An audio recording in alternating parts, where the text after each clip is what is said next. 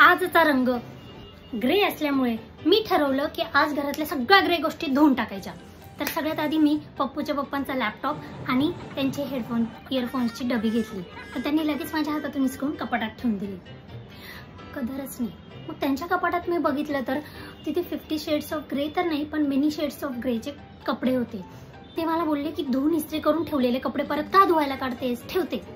लगेच ठेवून दिले मी, तशी आज्ञाधारीच आहे। मग कामवाल्या ताईंची सुट्टी असल्यामुळे ग्रे क्लिप बांधली वर आणि ग्रे घासणीने माझे सिल्वर ग्रे सगळे भांडे धुवून टाकले। किचनला टाइल्स पण ग्रे लावलेल्या होत्या, त्या पण साबणाने धुवून स्वच्छ करून घेतल्या। फ्रीज पण ग्रे होता, तो पण स्वच्छ करून घेतला। मग मुलांच्या रूमकडे मोर्चा वळवला, त्यांना म्हटलं तुमच्या रूम मधला हा ग्रे बोर्ड, ग्रे हेडबोर्ड, कपाट जे काही आहे ते नीट स्वच्छ पुसून तरी घ्या निदान, नाहीतर तुम्हाला देते म्हटलं मी ग्रे बॅटने प्रसाद। घाबरले ना, लगेच ग्रे पाऊच उचलले त्यांनी आपल्या टीटीच्या बॅटचे आणि खाली निघून गेले। वॉशिंग मशीनला म्हटलं बाबा तू सगळ्यांना धुतो, तुला कोण धुणार, म्हणून त्याचं पण ड्रम क्लीनला मी लावून वाटत होतं ग्रे कलर मध्ये मी काय करणार, पण आज काढायला गेली तर लक्षात आलं की घरात किती साऱ्या गोष्टी ग्रे आहेत।